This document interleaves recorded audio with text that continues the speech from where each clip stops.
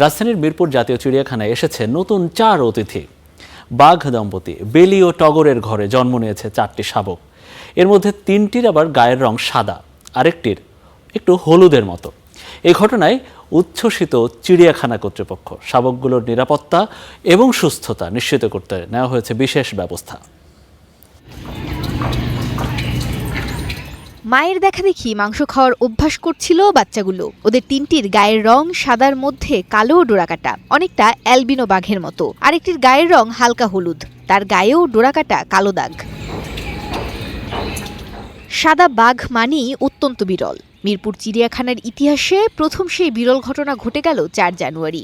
একসঙ্গে জন্ম হয় 4টি শাবকের। উচ্ছ্বসিত চিড়িয়াখানা কর্তৃপক্ষ। 2.5 মাস বয়সী শাবকগুলো সুস্থ ও সবল। চিড়িয়াখানার এনিমেল রেয়ারিং শাখার কাছে একটি আলাদা খাঁচায় মা বেলিসহ রাখা হয়েছে 4টি শাবককে। এই প্রথম চিড়িয়াখানাতে 4টে বাচ্চা দিয়েছে। সাধারণত বাঘের বাচ্চাগুলো এর আগেও যখন বাচ্চা দিয়েছে আমরা ওইভাবে এত সংখ্যক দেয়নি, পাশাপাশি সমস্যাও ছিল সেগুলো বেড়ে ওঠা। কিন্তু এবারে একটু স্পেশাল কেয়ার নেওয়ার কারণে এখন পর্যন্ত সেগুলো খুব ভালো আছে। কর্তৃপক্ষ বলছে এর আগে মাছির কামড় থেকে সংক্রমণ ছড়িয়ে এখানে বাঘের বাচ্চার মৃত্যু হয়েছিল। সেই অভিজ্ঞতা থেকে এবার শুরু থেকে নেওয়া হয়েছে বাড়তি সতর্কতা।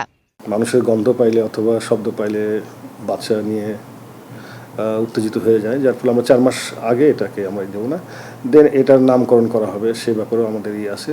আশা করতেছি সবগুলো বাচ্চাকে আমরা হয়তোবা বাঁচায় রাখতে সক্ষম।